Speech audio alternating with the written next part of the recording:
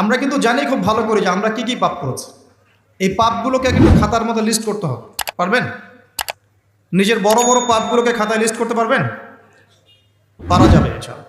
ছোটোখাটো পাপের কথা বাদ দেন। ছোটোখাটো পাপ আল্লাহ পাক অজু করলে মাফ করে দেন। অজু করলে পাপ মাফ হয়ে যায়। নামাজের জন্য হেঁটে যাচ্ছেন, পাপ মাফ হয়ে যায়। আপনি এই যে আপনার পায়ের মধ্যে একটা কাটা ফুটেছে, পাপ মাফ হয়ে গেছে। আপনি জ্বর আসছে, আপনার গুনাহ মাফ হয়ে যাচ্ছে। আপনি মুসাফা করছেন আমার সাথে, আপনার গুনাহ ঝরে যাচ্ছে, আমার গুনাহ ঝরে যাচ্ছে। ছোটোখাটো পাপ মাফের অসংখ্য পদ্ধতি আছে, আল্লাহ পাক দিয়ে দিয়েছেন আমাদের। কিন্তু কবিরা গুনাহ, বড় বড় কবিরা গুনাহ খাঁটি তওবা করা ছাড়া মাফ হবে না। আমি কি বুঝাতে পারছি? কবিরা গুনাহ খাঁটি তওবা না করলে মাফ হবে না। এই রমাজানে আমাদের কবিরা গুনার লিস্ট আমাদেরকে করতে হবে, নিজের আমলনামার লিস্ট নিজেকে করতে হবে। এবং রমাজানে রোজা রেখে সওমরত অবস্থায় আল্লাহকে বলতে হবে, আল্লাহ আমি অমুক পাপ করেছিলাম, আমাকে মাফ করে দাও। আল্লাহ আমি অমুক পাপ করেছি, আমাকে মাফ করে দাও। আল্লাহ আমি অমুক পাপ করেছি, আমাকে মাফ করে দাও। পারা যাবে ইনশাল্লাহ? আল্লাহর জন্য এক মুহূর্তের ব্যাপার। আল্লাহ পাক আপনার সমস্ত পাপকে নেকি দিয়ে পরিবর্তন করে দিবেন ইনশাআল্লাহ, যদি মুখলেসভাবে আপনি তওবা করতে পারেন। আরেকটা বিষয় থেকে যায়, সেটা হলো মানুষের সাথে জড়িত হক। অনেক সময় দেখা যায় কাউকে গালি দিয়েছি, কাউকে অপবাদ দিয়েছি, কারো সম্মানহানি করেছি, কাউকে মিথ্যা অপবাদ দিয়েছি, কারো প্রতি হিংসা করেছি, বিদ্বেষ রেখেছি, কারো সম্পদ আত্মসাৎ করেছি, কারো জিনিস চুরি করেছি, ছিনতাই করেছি বা ডাকাতি করেছি, বা কারো সম্পদ আত্মসাৎ করে নিজের পেটে ভরেছি, প্রতিবেশীর জমি মেরে দিয়েছি, ওই দুই প্রতিবেশী চাষের জমি জোর করে জবরদখল করেছি। এক কথায় মানুষের সম্মান জান মালের সাথে জড়িত যে পাপ, এই পাপ আল্লাহর কাছে মাফ হবে না। কাবা ঘরের গেলাফ ধরে কানলেও আপনি আমাকে যে মিথ্যা অপবাদটা দিয়েছেন, এটা মাফ হবে না যতক্ষণ না আমি মাফ করছি। কথা কি বুঝতে পারছেন? মনে করেন আপনি আমাকে মিথ্যা একটা অপবাদ দিয়েছেন এবং ধুয়ে রেখে দিয়েছেন একদম মিথ্যা অপবাদ দিয়ে। যতক্ষণ আমি আপনাকে মাফ না করছি, কাবা ঘরে গিয়ে গেলাফ ধরে কান্নাকাটি করলো, এই পাপ মাফ হবে না ইনশাআল্লাহ। এই অবস্থায় মৌত হলে কি হবে? পরকালে দেখবেন আমি দাঁড়িয়ে আছি আপনার জন্য, আপনার হিসাব হচ্ছে, হিসাব শেষ। আপনি সালাত, সওম, হজ জাকাতের নেকি নিয়ে উঠেছেন, কিন্তু দেখছেন আমি দাঁড়িয়ে আছি, আমার মতো আরও 10 জন দাঁড়িয়ে আছে। ওই 10 জনকে আপনি গালি দিয়েছিলেন, অপবাদ দিয়েছিলেন, তাদের গীবত করেছিলেন, তাদের সম্পদ বা সম্মানের হানি করেছিলেন। এখন কিয়ামতের মাঠে আপনার নেকি দিয়ে এই ঋণ শোধ করতে হবে, অন্য কোনো অপশন নাই। আর যদি নেকি শেষ হয়ে যায় তখন কি হবে? তখন আমার আমলনামা থেকে কিছু গুনাহ আপনাকে নিতে হবে। আল্লাহ পাক ন্যায় বিচারক। আল্লাহ পাক শুধু গফুর রহিম নন, আল্লাহ পাক শুধু পরম করুণাময় অসীম দয়ালুই নন, বরং তিনি হচ্ছেন ন্যায় বিচারক। ন্যায় বিচারক। একজন ধর্ষক যদি বলে যে আল্লাহ পাক তো গফুর রহিম, আল্লাহ আমাকে মাফ করে দিতে পারেন, তাহলে যাকে ধর্ষণ করলো সে তার উপর জুলুম হবে না? আল্লাহ পাক যদি ধর্ষককে মাফ করে দেন, তাহলে যাকে ধর্ষণ করা হয়েছে ওর প্রতি জুলুম হবে না? কথা বুঝতে পারছেন না? মনে করেন আপনি নাউজুবিল্লাহ কারো সম্পদ আত্মসাৎ করেছেন, এখন আল্লাহ যদি আপনাকে মাফ করে দেন, তাহলে এই যে যার সম্পদ আপনি আত্মসাৎ করেছেন এর উপরে জুলুম করা হচ্ছে না? আল্লাহ পাক কি জুলুম করবেন? এক জাররা পরিমাণ করবেন না। কিয়ামতের মাঠে নেকি দিয়ে তার এই ঋণ শোধ করতে হবে, অথবা তার গোনা আপনার কাঁধে নিয়ে জাহান্নামের পথে যেতেও হতে পারে। আল্লাহ পাক হেফাজত করবে। এই জন্য সবসময় সতর্ক থাকবেন, আপনার যারা যেন মানুষের হক নষ্ট না হয়। মানুষ আপনাকে গালি দেখ, থাপ্পড় মারুক, জমি আত্মসাৎ করে ফেলুক, হক নষ্ট করুক, কি করে করুক, আপনি তারটা করতে চান না। যারা করছে আপনি লাভবান। আপনি কেমন করে লাভবান? আপনি অসংখ্য নেকি পাচ্ছেন, আপনি জানছেনও না। যেই আপনার বিরুদ্ধে মনে করেন আপনি নিষ্পাপ, আপনি মাজলুম, আপনি কোনো অন্যায় করেন নাই, আপনার বিরুদ্ধে জুলুম করা হচ্ছে, অপবাদ দেওয়া হচ্ছে, আপনাকে আন্ডারএস্টিমেট করা হচ্ছে, ইত্যাদি ইত্যাদি, আপনি বসে বসে নেকি পাচ্ছেন, বসে বসে নেকি পাচ্ছেন। এবং পরকালে কিয়ামতের মাঠে উঠে দেখবেন অসংখ্য নেকি অটোমেটিক আপনার আমলনামায় চলে আসবে। তখন তারা আফসোস করবে, দুনিয়াতে এই কাজগুলো না করে ভালো কিছু করলে ভালো হতো। যাই হোক, মানুষের সাথে জড়িত পাপ আল্লাহর কাছে মাফ হবে না। এই কারণে এই রমজান মাসে ওই লিস্টের মধ্যে থাকবে আমি কার কার ক্ষতি করেছি, থাকবেই। কিন্তু যতটুকু মনে পড়ে লিখে ফেলবেন, সুযোগ থাকলে সেটা ফেরত দিয়ে দিবেন। যদি সুযোগ না থাকে ক্ষমা চেয়ে নেবেন, যদি সেই সুযোগও না থাকে তার পরিবারের কাছে ক্ষমা চেয়ে নেবেন, যদি সেই সুযোগও না থাকে তার পক্ষ থেকে সদকা করে দিয়ে পারা যাবে ইনশাল্লাহ। সেই সুযোগও নাই, তাহলে হাতটা তুলে তার জন্য দোয়া করবেন, আল্লাহ আমি আমার অমুক ভাইকে মিথ্যা অপবাদ দিয়েছিলাম, আল্লাহ তুমি তাকে মাফ করে দিও। আশা করা যায় আপনার গুনাহ আল্লাহ মাফ করে দিবেন ইনশাআল্লাহ। আসুন, রমজানের প্রথম কাজ এইটা, গুনার লিস্ট করা। একটু ধৈর্য ধরে বসেন। আমি অনেক ক্লান্ত, অনেক লম্বা সফর করে আসছি, এই জন্য আস্তে আস্তে কথা বলছি আর কি। তবে ইনশাআল্লাহ আজকে আমরা রমজানটাকে কিভাবে কাটাবো এবং কোরআনময় করে কিভাবে কাটাবো, কিছু উপকারী কথা আপনাকে বলবো ইনশাআল্লাহ তাআলা। আল্লাহ পাক আমাদেরকে আমল করার তৌফিক দান করুন।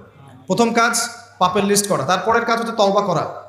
রমজানে আমরা তওবা করব যে আল্লাহ পাক, আমি দুনিয়াতে যত পাপ করেছি, জানা অজানা, ছোট বড়, প্রকাশ্য গোপন, যত পাপ করেছি, যা আমি জানি, যা আমি জানি না, যা তুমি আমার চেয়ে ভালো জানো, আল্লাহ মাফ করবো। পারা যাবে ইনশাআল্লাহ? খালি বলতে হবে আস্তাগফিরুল্লাহাল্লাযী লা ইলাহা ইল্লা হুয়াল হাইয়ুল কাইয়্যুম ওয়া আতুবু ইলাইহি। এটা পড়বেন। অথবা আল্লাহুম্মা আনতা রাব্বী লা ইলাহা ইল্লা আনতা খালাকতানি আনা আবদুক ওয়া আনা আলা আহদিক ওয়া ওয়া'দিকা মাস্তাতা'তু আউযু বিকা মিন শাররি মা সানা'তু আবুউ লাক বিনি'মাতিকা আলাইয়া ওয়া আবুউ বিযানবি ফাগফিরলি ফাইন্নাহু লা ইয়াগফিরুয যুনুবা ইল্লা আনতা। পারা যাবে ইনশাআল্লাহ? হিসনুল মুসলিম, গুগল প্লে স্টোরে যান, একটা অ্যাপস আছে হিসনুল মুসলিম, একটা বই আছে, এটা কিনেন। সমস্ত দোয়া এখানে দেয়া আছে, দেখবেন আর পড়বেন, পকেটের মধ্যে রাখবেন, দেখবেন, পড়বেন। পড়া যাবে ইনশাআল্লাহ? ইনশাআল্লাহ। এরপরে তওবার পরে কি? তওবার পরে রমজান মাসের বাজার আগে করব। এখন শাবান মাস চলছে, হাতে যতটুকু টাকা পয়সা আছে বা জমানো কিছু টাকা তো আছে, এখান থেকে আপনি রমজান মাসের বাজার করবেন। রমজান মাসে আপনি বেশি বেশি বাজারে যাবেন না, ওই মাসে যেটা আর্ন করবেন সেটা জমিয়ে রাখবেন, সমস্যা নাই। সম্ভব হলে ঈদের যে কাপড় চোপড় লাগে, আপনার স্ত্রীর জন্য এক সেট, আপনার বাচ্চার জন্য এক সেট, আপনার এক সেট, নতুন কাপড় পরার সুন্নত, এবং আমরা সবাই নতুন কাপড় পরার চেষ্টা করবো ইনশাআল্লাহ। যাদের নতুন কাপড় নাই তাদেরকে কাপড় দেওয়ার চেষ্টা করবেন ইনশাআল্লাহ। এটাও কিনে রাখতে পারেন আগে ভাগেই। রমজান মাসে আপনি বাজারে সময় দিবেন না, দুনিয়ার কাজে বেশি ব্যস্ত হবেন, এটা একটা টার্গেট। এরপর আপনি রমজান মাসে একটা প্রজেক্ট হাতে নেবেন যে আমার মতো বহু মুসলিম সমাজে আছে যাদের পুরো মাস চলার মতো টাকা পয়সা নাই, আছে না? সামাজিকভাবে হোক, মাদ্রাসার উদ্যোগে হোক, বা রাষ্ট্রীয়ভাবে হোক, যেভাবে হোক, এই গরিব মানুষদের লিস্ট করে বাসায় বাসায় এক মাসের, অন্তত এক মাসের বাজার খরচ পৌঁছে দেওয়ার চেষ্টা করতে হবে। পারবেন? পারবেন না? এক মাসের বাজার কত টাকা লাগে? 2000, 3000। নিত্য প্রয়োজনীয় কথা বলছি, সব তো দিতে পারবেন না। 2-3 হাজার, 4 হাজার, এর মধ্যে সে চাল পাবে, ডাল পাবে, ছোলা বুট পাবে, তেল পাবে। বাই দ্য ওয়ে, তেলের দাম যে এখন কত আমি তো জানি না, আমি অবশ্য বাজারে যাই না, আমি জানি না দাম কত। তবে একটা ফেসবুক স্ক্রল করতে গিয়ে একটা ভিডিও আসলো, দেখলাম যে দেখে খুব হাসি বের হলো আর কি, যে বাড়ির গিন্নি সে কড়াই ধরে আছে, আর বাড়ির কর্তা ওই তেলের বোতলটাকে তালা দিয়ে লক করে রেখেছে আর কি। তো গিন্নি এসে বলছে আজকে রান্না করবো, তেল দাও। সে উঠলো, উঠে লক খুললো, লক খুলে যে কৌটাটা আছে, যে কৌটার মুখটাতে এক কর্ক তেল ঢেলে এই আপনার কড়াইতে দিল, যে এটা দিয়ে আজকে চালাও। তো আল্লাহ পাক আমাদের এক শ্রেণীর অসৎ ব্যবসায়ীদেরকে হেদায়েত করুক, যারা কৃত্রিম সংকট তৈরি করে জিনিসপত্রের দাম বাড়ায়। আল্লাহ পাক এদেরকে হেদায়েত করুক, কঠিন শাস্তির আওতায় আনা উচিত। যদি এটা ওমর রাদিয়াল্লাহু আনহুর শাসন হতো, দেখতেন শাস্তি কাকে বলে, প্রকাশ্যে শাস্তি দিত তারা। যদি এটা ওমর রাদিয়াল্লাহু আনহুর যুগ হতো, তাহলে দেখতেন শাস্তি কাকে বলে। উমর ইবনুল খাত্তাব রাদিয়াল্লাহু আনহুর একজন ছেলে একটা অন্যায় করেছিল, সম্ভবত তিনি মদ পান করেছিলেন, সম্ভবত। কাজী দোররা দিচ্ছে 80 বেত্রাঘাত, দোররা আস্তে আস্তে দিয়েছে। আমিরুল মুমিনের ছেলে, জোরে মারা যাবে না। ওমর রাদিয়াল্লাহু আনহু নিজে উঠে গিয়ে সেই দোররা হাতে নিয়ে নিজে পিটানো শুরু করলেন। দোররা মারা শেষ হওয়ার আগেই ছেলে ডেড, স্পট ডেড। কথা কি বুঝতে পারছেন? এবার ছেলেকে দাফন করলেন, দাফন করে বাকি দোররা যে কটা বাকি ছিল, এই বাকি দোররাগুলো তার কবরের উপরে মারছে। মারার পরে আল্লাহকে বলছে, আল্লাহ আমাকে মাফ করে দিও, হয়তো আমি ন্যায় বিচার করতে পারলাম না। আমি কি বুঝাতে পারছি ভাই? এটা তার শাসন। এরকম শাসন আবার আসবে ইনশাআল্লাহ, মনে করবেন না যে আসবে না। যা দেখছেন সব কিছু থাকবে না, এগুলোর কিছুই থাকবে না। পুরো বিশ্বে যা দেখছেন, এই আমেরিকা, এই আপনার ইসরায়েল, এই রাশিয়া, এই যে চায়না, এই যে ন্যাটো, আপনার ইউনাইটেড নেশনস, যা দেখছেন সব কিছু ধ্বংস হয়ে যাবে ইনশাআল্লাহ। এটাই বাস্তব, কুদিয়াল আমর, লেখা হয়ে গেছে কোরআনে এবং সুন্নায়। এবং বাইতুল মাকদাস বা মাকদিস যেটাই বলেন, জেরুজালেম থেকে নবী ঈসা ইবনে মারইয়াম আবারও সেই রকম একটা শাসন চালু করবেন ইনশাআল্লাহ পৃথিবীতে। বিশ্বাস হচ্ছে না? দেখতে থাকেন সামনে কি হয়। পরাশক্তিগুলো ধ্বংস হয়ে যাবে। যাই হোক, আজকে ওই দিকে যাচ্ছি না, টপিক ওইটা না। যেটা বলছি, বাজার করে ফেলেন এবং প্রজেক্ট নেবেন। যারা দরিদ্র দুস্থ এদের পরিবারে আমরা পার পরিবার একটা করে প্যাকেজ পাঠিয়ে দিব, যেখানে নিত্য প্রয়োজনীয় দ্রব্য থাকবে, তারাও যেন রমজান মাসে খেয়ে পরে বাঁচতে পারে। পারা যাবে ইনশাআল্লাহ? চেষ্টা করেন, আল্লাহ পাক আপনার রিজিকে বরকত দিবেন ইনশাআল্লাহ। একটা হাদিসে আছে, বান্দা যতক্ষণ অন্য ভাইয়ের সাহায্যে থাকে, আল্লাহ ততক্ষণ ওই বান্দার সাহায্যে থাকে। আর একজন মুসলিম ভাইয়ের প্রয়োজন পূরণ করতে যাওয়া, খালি হেঁটে হেঁটে যাওয়া, এটা মসজিদে নববীতে বসে 12 বছর ইতিকাফ করার চেয়ে বেশি নেকির কাজ। এগুলো আমরা হয়তো বুঝি না, মনে করি তার সাথে যাব, আমার তো সময় নষ্ট হচ্ছে। আপনি 12 বছর ইতিকাফের নেকি পাচ্ছেন, তাও যে কোনো মসজিদে না, নববী মসজিদে। সুবহানাল্লাহ। রমজানে আর কি করবেন? কম খাবেন, সেহরি আর ইফতারে বেশি খাবেন না, এবং 2টা তরকারি দিয়ে যদি খাবার হয়ে যায় 10টা তরকারি করার কোনো দরকার নেই। আপনিও দুনিয়ার কাছে বেশি ব্যস্ত হবেন না, বাড়ির মা বোনদেরকেও ব্যস্ত রাখবেন না, তাদেরকেও দিন শেখার সুযোগ দিবেন। রমজান মাসে তারা অল্প বেলা খেয়ে নেবেন গরম করে, তারা তালিম করবে, তারা কোরআন শেখার মসজিদে যাবে, তারা মহিলাদের মধ্যে দিন চর্চা করবে, তাদেরকেও দিনের সুযোগ করে দিতে হবে। পারা যাবে ইনশাআল্লাহ? এবং আপনিও তালিমে বসবেন, 5 ওয়াক্ত নামাজ মসজিদে আদায় করবেন, ইসলামিক দর্শগুলোতে বসবেন, ইমানকে তাজা করবেন, ইমানকে তাজা করবেন। কম খাবেন। আমি বরাবরই বলি যে এই খাওয়ার যে ব্যাপারগুলো আছে, এখানে আমরা যারা দাবি করি যে ইসলাম আমরা প্রচার করছি, জনগণের মাঝে ঢুকাই দিচ্ছি, তাদের অনেকের মাঝেই দেখবেন খাওয়ার সুন্নত নাই। কথা বুঝতে পারছেন না? বড় বড় কথা বলার পরে খাওয়ার টেবিলে খালি বসায় দেন, দেখবেন সব শেষ, 7 পেট খেয়ে শেষ করে ফেলছে। খাওয়ার সুন্নত ওই কোরআনে আছে, হাদিসে আছে, প্র্যাকটিক্যালি নেই। নবীজি কি বলেছেন? খেতে হলে, যদি খেতেই হয় তাহলে 1 ভাগ পেটের 1 ভাগ, আরেক ভাগ পানি, আরেক ভাগ ফাঁকা। এভাবে কয়জন খাই একটু বলেন, হাত তোলেন তো দেখি। এভাবে কয়জন খাওয়া দাওয়া করি আমরা? মাশাআল্লাহ। যারা এভাবে খাওয়া দাওয়া করতে পারে তারা ফিট থাকে, তারা স্ট্রেস নিতে পারে, তারা ফিজিক্যালি ফিট থাকে, ইমিউনিটি সিস্টেম বাড়ে, তাদের ভুঁড়ি হয় না। ভুঁড়িওয়ালা মানুষরা রাগ করেন না, আমি ছোট করার জন্য বলছি না, কিন্তু মুসলিমদের ভুঁড়ি থাকা উচিত নয়। ওমর রাদিয়াল্লাহু আনহু যুগে এক ব্যক্তির ভুঁড়ি হয়েছিল অনেক উঁচু, আর ওমর রাদিয়াল্লাহু আনহু রাস্তায় রাস্তায় ঘুরতেন না রাত্রেবেলা। তিনি দেখলেন যে একজন ভুঁড়িওয়ালা ব্যক্তি আসে, তিনি লাঠি দিয়ে গুঁতা দিয়ে বলেছিলেন যে মা হ্যাঁ এটা কি? সে বলেছিল যে বারাকাতুম মিন ইনদিল্লাহ, আল্লাহর বরকত এটা। তখন উমর ইবনে খাত্তাব বলেছেন যে এটা বাল আযাব মিন ইনদিল্লাহ, বরং এটা আল্লাহর আযাব, আল্লাহর শাস্তি। এটা হয়ে গেলে তুমি তো নামাজে মনোযোগী হতে পারবে না, অলস হয়ে যাবে।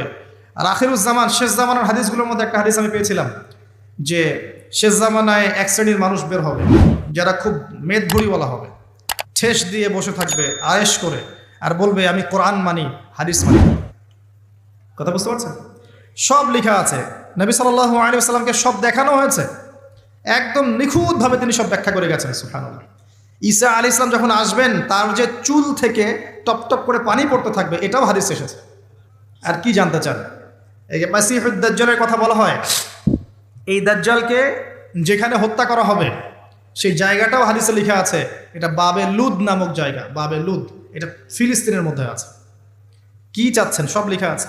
এটাই ইসলাম, যেখানে প্রতিটা বিষয়ের সমাধান আছে, খুঁটিনাটি সব কিছু আছে। আমরা অমুসলিম ভাই বোনদেরকে অনুরোধ করব, জীবনটাকে নিয়ে ভাবুন এবং কোরআন সুন্নাহকে একবার নিরপেক্ষভাবে পড়াশোনা করেন। এরপর যদি আপনার মনে হয় মন থেকে হ্যাঁ কোরআন এবং সুন্নাহের সব কিছুর সমাধান আছে, নিঃসন্দেহে এটা এক আল্লাহর পক্ষ থেকে মনোনীত দিন, আর দেরি করবেন না, ইসলাম কবুল করে ফেলুন। আল্লাহ পাক তৌফিক দান করুন। বলা যায় না তাদের দ্বারা আল্লাহ পাক আমাদের চেয়ে অনেক বেশি খেদমত নিতে পারেন। আল্লাহ পাক এটা বলেছেন, ওয়া ইন তাতাওয়াল্লাউ, হে মুসলিমরা তোমরা যদি মুখ ফিরিয়ে নাও, আল্লাহর দায়িত্ব পালন না করো, আমানতের খেয়ানত করো, ইয়াস্তাবদিল কওমান গায়রাকুম, আল্লাহ পাক অন্য কওমকে তোমাদের জায়গায় নিয়ে আসবেন, সুম্মা লা ইয়াকুনু আমসালাকুম, তারা তোমাদের মতো অপদার্থ হবে না। আসুন রমজান একটু কম খাওয়ার অভ্যাস করেন, সেহরিতে কম, ইফতারেও কম। এমনভাবে খাবেন না যে মনে হচ্ছে এটা আপনার জীবনের শেষ খাওয়া, এইভাবে খাবেন। এবার সম রেখেছেন, সম রাখা অবস্থায় 5 ওয়াক্ত নামাজ জামাতে পড়তে হবে, প্রথম টার্গেট। করা যাবে ইনশাআল্লাহ? 5 ওয়াক্ত নামাজ জামাতে পড়বো। সরকার বাধা দিবে? প্রশাসন বাধা দিবে? আপনার পরাশক্তির আপনাকে বোম মারবে? কিচ্ছু হবে না। আপনি আপনার দিন পালন করবেন। লাকুম দীনুকুম ওয়ালিয়া দিন, তোমাদের দিন তোমাদের, আমার দিন আমার। আপনি 5 ওয়াক্ত সালাত মসজিদে পড়ার চেষ্টা করবেন ইনশাআল্লাহ। আর নামাজ পড়বেন রাসূল সাল্লাল্লাহু আলাইহি ওয়াসাল্লামের তরিকা মোতাবেক, তাড়াহুড়া করে 3G 4G নামাজ না, রিল্যাক্সে নামাজ পড়বেন। ঠিক আছে ইনশাআল্লাহ? আসেন, রোজা রেখে আর কি করবেন? বেশি থেকে বেশি আল্লাহর জিকির করবেন।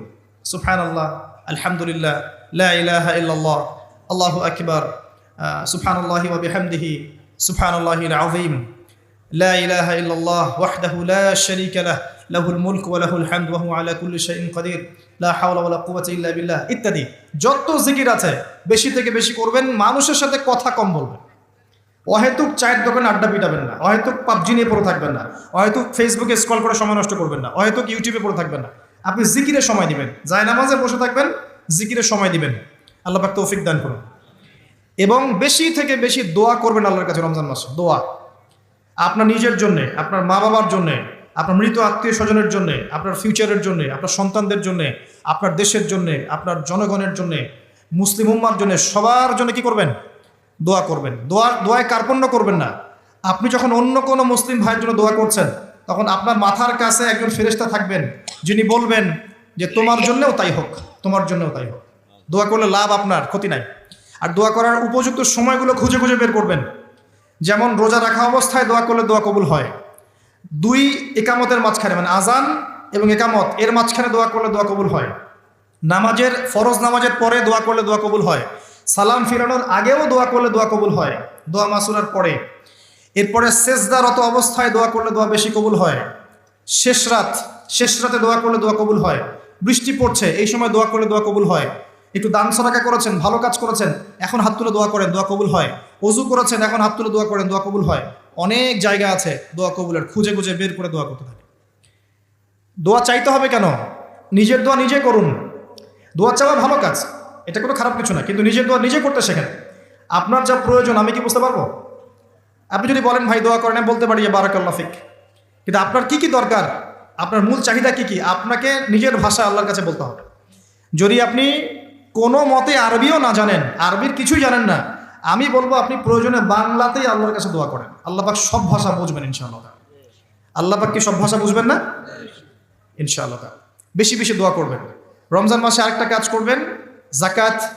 আপনাদের জাকাত যেটা আছে নিসাব পরিমাণ জাকাত লিস্ট করে ফেলবেন, হিসাব করবেন, রমজান মাসে জাকাত দিয়ে দিবেন। জাকাত আটকে রাখবেন না। যদি জাকাত কেউ অস্বীকার করে, সে আর মুসলিম থাকে না, সে কাফের হয়ে যায়। এটা মনে রাখবেন, জাকাত অস্বীকার করার কোনো সুযোগ নেই। আর অলসতা করে যদি না দেন, এই জাকাত কিয়ামতের মাঠে আল্লাহ পাক এগুলোকে সোনা রূপা পরিণত করবেন, করে গলাবেন, গলিয়ে কপালে, গালে আর পিঠে লেপটে দিবেন, বলেন নাউজুবিল্লাহ। এবং এই জাকাত একটা সাপের আকৃতি নেবে, সাপ, বিষাক্ত সাপ, যেটা গলায় পেঁচানো থাকবে, মাথাটা থাকবে এই কপাল বরাবর। কবরের মধ্যে যখন শোয়ানো হবে, এই কপাল বরাবর এই সাপ ঠোকাতে থাকবে, বলবে আমি তোমার সম্পদ, আজকে স্বাদ ভোগ করো। এটাকে আমরা চাচ্ছি না। জাকাত দিয়ে দেন। আর জাকাত ইসলামিক অর্থনীতির ভিত্তি। জাকাত দিলেই গরিবের কাছে আপনার সম্পদ যাবে, তখন সেও খেয়ে পরে বাঁচতে পারবে। এভাবে সাম্য বজায় থাকবে। আল্লাহ আমাদের বোঝার তৌফিক দান করুন। রমজান মাসে একটা কাজ করবেন, সেটা হলো পরিবারকে সময় দিবেন, পরিবারকে টাইম দিবেন। পরিবারের মধ্যে ইসলামিক সংস্কৃতি গড়ে তুলবেন। একসাথে সেহেল করবেন, একসাথে সাহরি করার পরে একসাথে ইফতার করবেন, একসাথে তালিম করবেন, ইসলামিক কোনো মুভিজ একসাথে দেখলেন, ইসলামিক কোনো লেকচার একসাথে শুনলেন। মানে ইসলামকে এনজয় করবেন পরিবারকে নিয়ে, সাথে করে নিয়ে।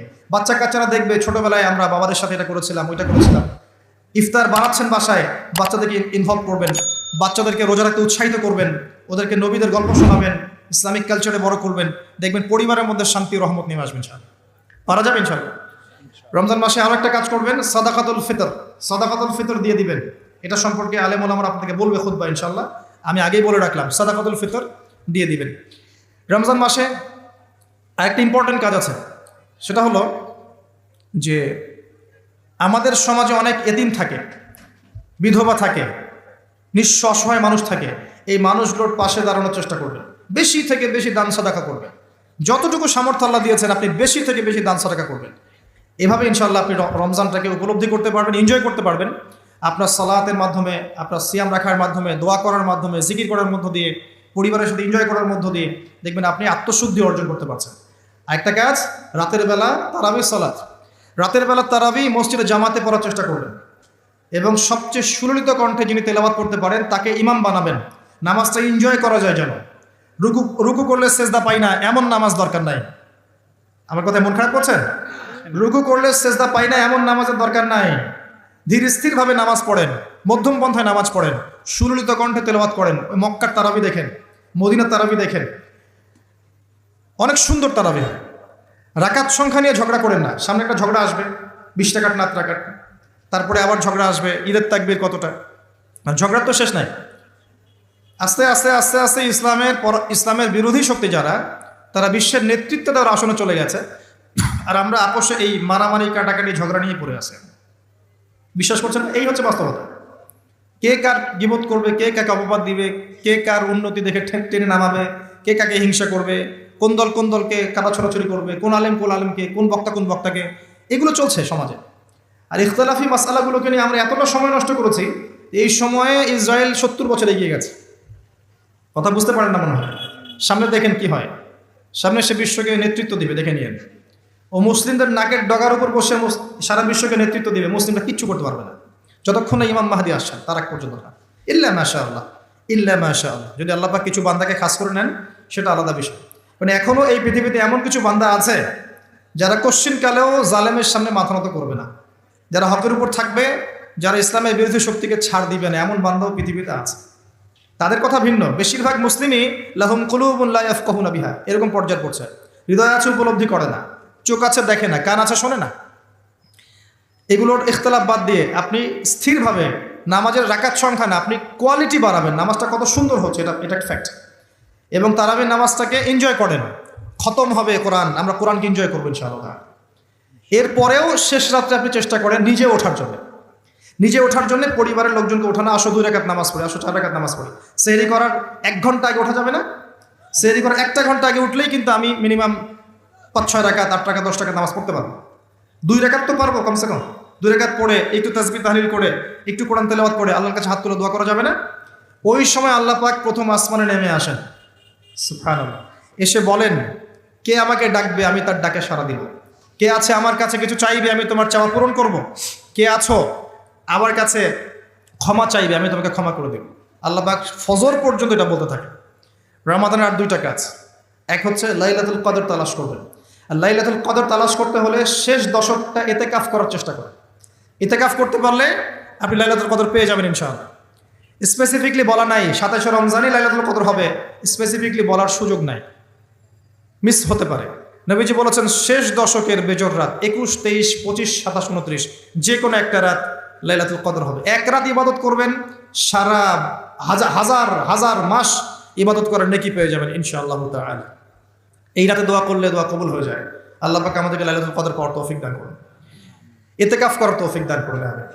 আরেকটা কাজ যেখান থেকে আমি আসবো, কোরআনময় রমজান মাসে সবচেয়ে বড় যে কাজটা, এটা দিয়ে শেষ করছি, শোনেন, এখানে একটু সময় নেব, আমি একটু ধৈর্য ধরেন। রমজান মাসের সবচেয়ে বড় কাজ, এবং রমজান মাস যে কারণে মহামান্বিত বা মহিমান্বিত, শব্দটা হয়তো আমি ভুল বলেছি, তো সেটা হচ্ছে আল কোরআনুল কারীম। রমজান মাস সেই মাস যেই মাসে কোরআন নাজিল করা হয়েছে। কি কারণে রমজান মাস এত ফজিলতময়? প্রশ্নটা কি একটা যৌক্তিক প্রশ্ন না? শাবান মাসে কেন এত কিছু নয়, রজব মাসে নয় কেন, রমজান মাসেই কেন?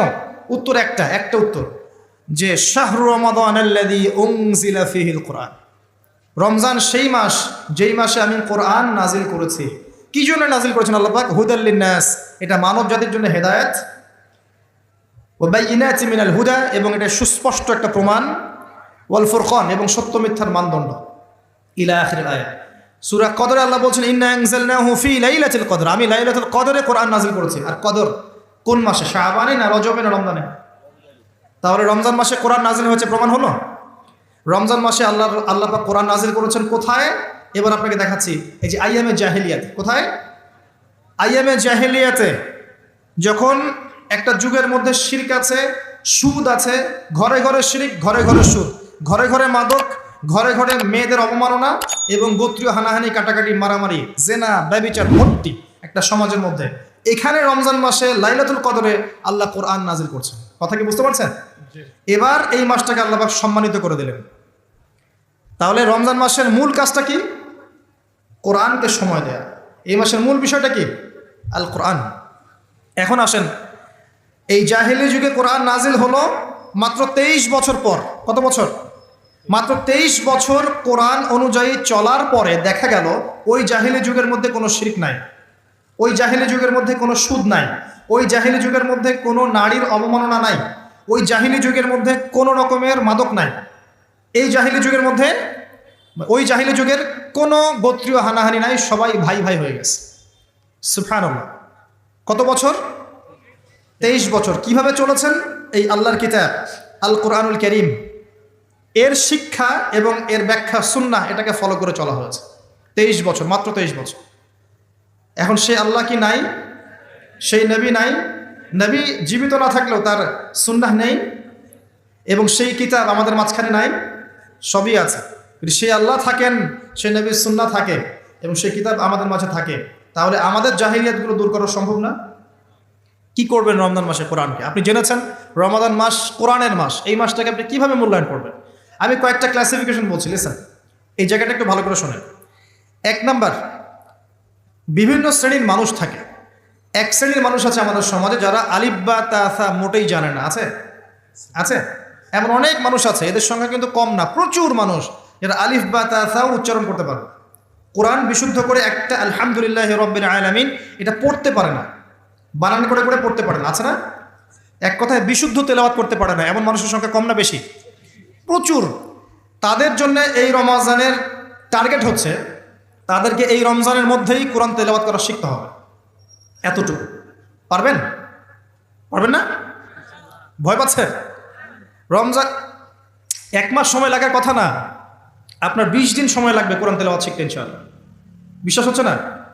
হয়তো আপনি দ্রুত গতিতে পড়তে পারবেন না, কিন্তু পড়তে পারবেন। আপনি মদ মাখরাজ তাজবিদগুলো শিখতে পারবেন। এখন আপনার জন্য টার্গেট যারা কোরআন মোটেই তেলাওয়াত করতে পারেন না, এই মাসে 1 মাসের মধ্যে আপনি কোরআন তেলাওয়াত করা শিখবেন, এটাই আপনার টার্গেট। পারবেন? মনে রাখবেন, নবী সাল্লাল্লাহু আলাইহি ওয়াসাল্লাম বলেছেন ইকরাউল কোরআন, তোমরা কোরআন তেলাওয়াত করো।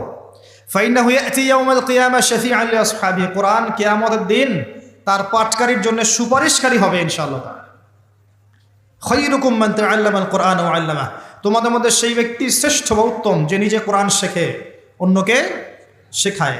আরো হাদিস এসেছে, নবী সাল্লাল্লাহু আলাইহি ওয়াসাল্লাম বলেছেন আল্লাযী ইয়াকরাউল কোরআন ওয়া হুয়া মাহিরুম বিহ, যে ব্যক্তি কোরআন তেলাওয়াত করে এবং তার উপরে দক্ষ হয়, মা'আস সাফারাতিল কিরামিল বাররা, সেই ব্যক্তি সম্মানিত ফেরেশতাদের সাথে হাসর করবে ইনশাআল্লাহ।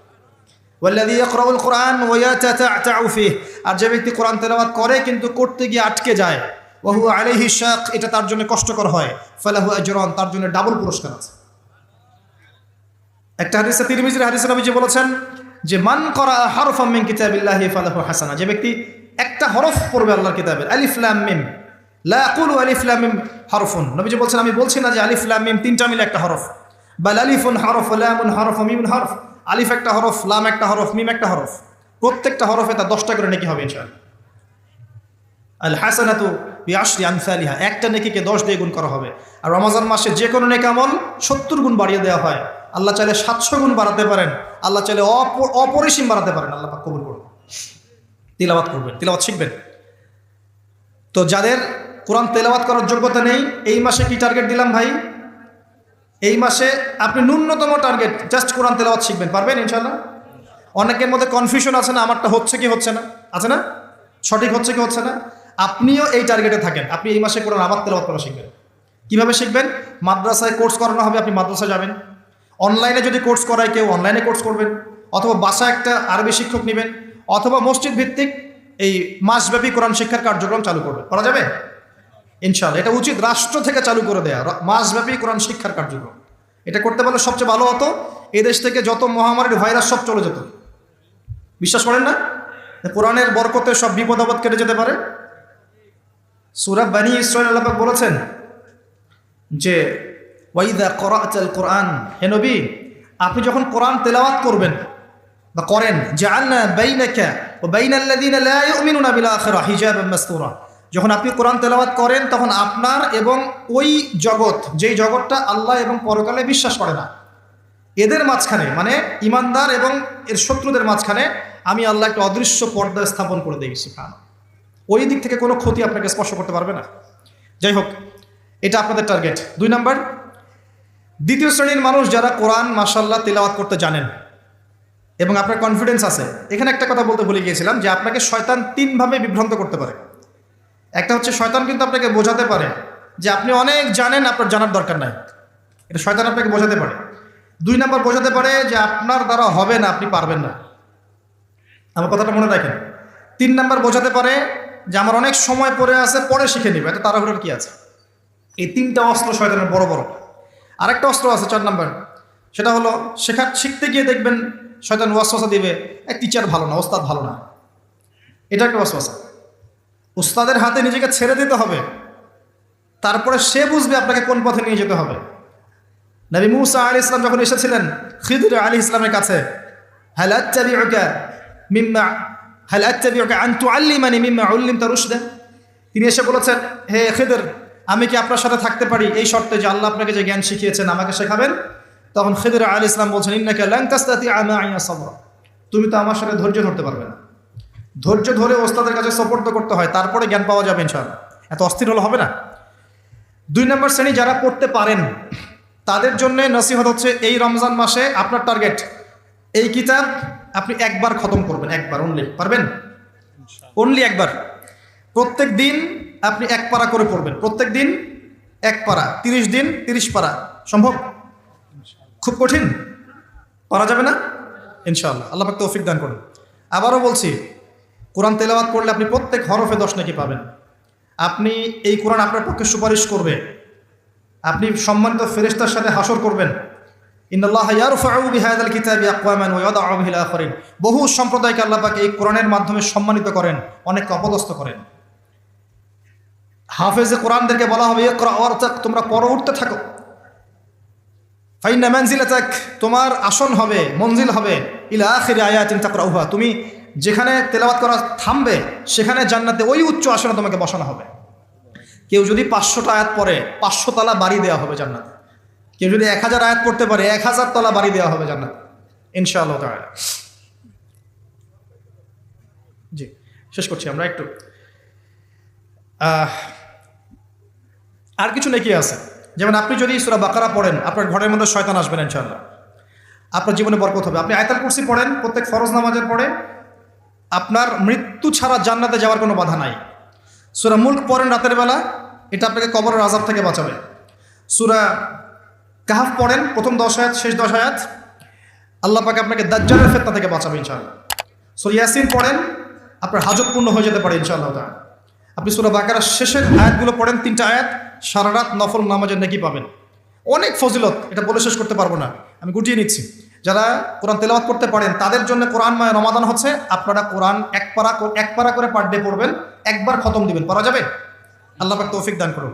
3 নাম্বার, তারা যারা হাফেজে কোরআন, তাদের টাস্ক হচ্ছে এই কোরআন রমাজান মাসে পুরোটা আবার হিফসের চর্চা করবেন। অনেক সময় ইয়াদদাশ কমে যায় না, অনেক কাজ আমরা ভুলে যাই না। হাফেজদের প্রতি নসিহত হচ্ছে, এই মাসে আপনি পুরো কোরআনটাকে আবার রিগেইন করবেন, রিভাইজ করবেন, চর্চা করবেন, আবার আগের জায়গায় ফিরিয়ে নিয়ে আসবেন। পারবেন ইনশাআল্লাহ? আল্লাহ তৌফিক দান করবেন। এবং সম্ভব হলে তারাবির নামাজ পড়ান। যারা তারাবির নামাজ পড়ায় তারা সৌভাগ্যবান, তারা পুরো কোরআনটা হিফজ করার সুযোগটা পেয়ে যায়। আল্লাহ পাক তাদেরকে তৌফিক দান করুন। এখানে একটা কথা বলবো আমি 1 মিনিটে, যে ইমাম, খতিব, মুয়াজ্জিন যারা আছেন তাদের ভালো ভাতার ব্যবস্থা করবেন, তাদের পরিবারের ভরণ পোষণের জন্য ভালো অঙ্কের ভাতার ব্যবস্থা করবেন। সব কিছুর দাম বাড়বে, তাদের ভাতা বাড়বে না, এটা হতে পারে না। তাদের জন্য, তাদের পক্ষে যদি কথা বলার কেউ না থাকে, আমি কথা বলছি, তাদের জন্য আপনি ভালো অঙ্কের ভাতার ব্যবস্থা করবেন, তাদেরকে যেন পরিবার নিয়ে টেনশন করতে না হয়। নামাজ পড়াবেন, তারাবি পড়াবেন, খুতবা দিবেন, দিনের প্রচার করবেন, আপনি তার পরিবারের দায়িত্ব নিয়ে নেবেন। পারবেন? এটা করতে না পারলে তো আল কোরআন আলো ঘরে ঘরে জ্বলবে না। কোরআনওয়ালা মানুষের যদি সমস্যা থাকে তাহলে কোরআনের কথা কে বলবে? কে নামাজ পড়াবে আর কে আপনাকে তারাবি পড়াবে? তারা অনেক মাজলুম এবং অসহায়, তারা মুখ ফুটে অনেক কথা বলতে পারে না, তাদের পক্ষে কথা বলার মানুষ খুব কম। তাদেরকে ভালো অঙ্কের অনারিয়ামের ব্যবস্থা করবেন, এটা করা উচিত আমাদের সবার। একটা ইমামের বেতন 5,000 10,000 টাকা, কীভাবে সংসার চলবে? সংসার চলতে পারে না। আল্লাহ পাক তাদেরকে প্রশস্ত রিজিকের ব্যবস্থা করুন, আমিন। আমাদের মানসিকতা পরিবর্তন করুন, আমিন। হাফেজ কোরআনদের জন্য এই টাস্ক, আপনারা পুরো কোরআন হিফজ করবেন, চর্চা করবেন এই রমজান মাসে। তারপরে আর 2-3টা বলে শেষ করছি। যারা কোরআন আমরা অর্থ জানি, টুকটাক অর্থ জানি, আমাদের কাজ হচ্ছে এই রমজান মাসে কোরআনের ব্যাকরণগুলোকে ঝালাই করা, আরবি ভাষাটাকে একটু ঝালাই করা, এবং বিশুদ্ধ তাফসীরকে নিয়ে পুরো কোরআন A to Z পুরো কোরআন 1 মাসের মধ্যে অর্থ সহ পড়া। পারবো ইনশাল্লাহ? যারা আমরা অর্থ সহ পড়তে আগ্রহী বা টুকটাক আরবি ব্যাকরণ ভাষা জানি, তাদের উপর দায়িত্ব হচ্ছে এই রমজান মাসে পুরো কোরআনটা অর্থ সহ পড়ার চেষ্টা করা। আল্লাহ পাক আমাকে আপনাদের সবাইকে তৌফিক দান করুন। এখানে আমি কয়েকটা সহজ কথা বলছি, শোনেন। আল কোরআনুল কারীমের মধ্যে 600টা পৃষ্ঠা আছে। কয়টা পৃষ্ঠা? এই কিতাবের মধ্যে 600 পৃষ্ঠা আছে।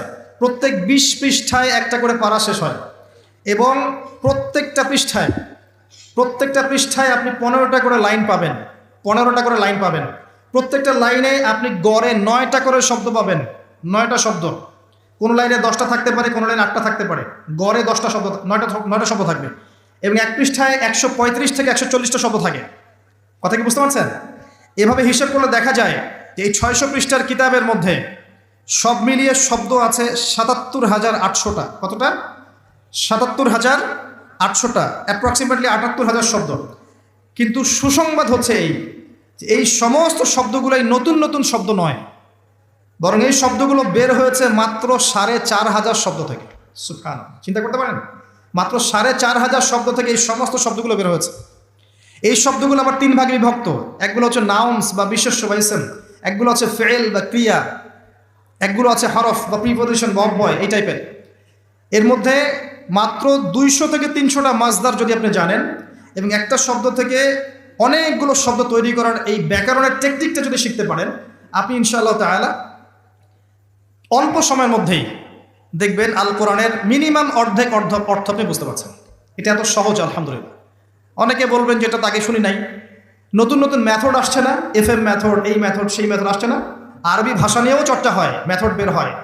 আরবি ভাষা নিয়ে, কোরআন নিয়ে অনেক গবেষণা চলছে এবং নতুন নতুন অনেক কোর্স এবং বই লঞ্চ হচ্ছে। এগুলো ঘাটাঘাটি করেন, আপনি দেখবেন যে কোরআনটাকে আল্লাহ পাক সহজ করেছেন। আল্লাহ পাক এটাই বলেছেন, ওয়ালাকাদ ইয়াসসারনাল কোরআনা লিযিকরি ফাহাল মিন মুদ্দাকির।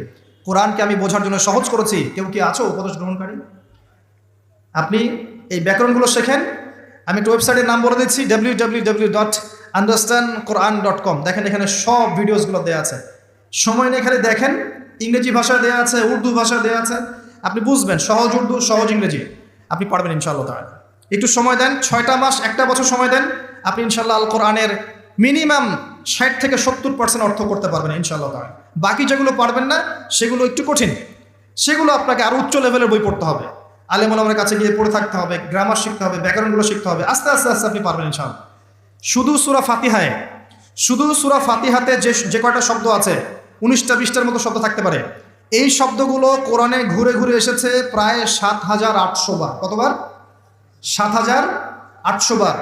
এই শব্দগুলো আলহামদুলিল্লাহি মালিক আর রহমান আর রহিম ইয়াকা ওয়া না'বুদু নাস্তাইন, এই শব্দগুলো ঘুরে ঘুরে কোরআনে এসেছে প্রায় 7,800 বার।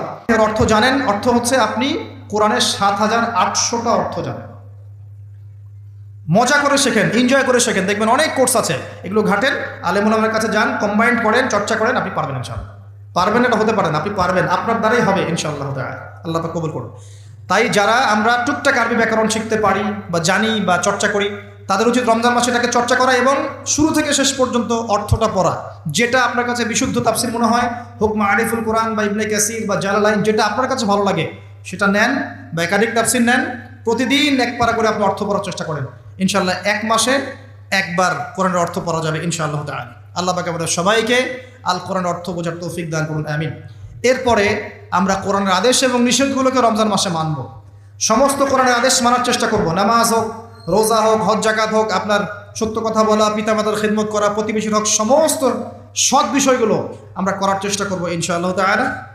একই সাথে কোরআনে যত নিষেধ করা আছে, যত হারাম নিষেধ করা আছে, শিরিক করো না, বেদাত করো না, হারাম খেও না, চুরি করো না, সুদ খেও না, জেনা করো না ইত্যাদি, এগুলো ছেড়ে দেবো ইনশাআল্লাহ। আল্লাহ পাক তৌফিক দান করুন।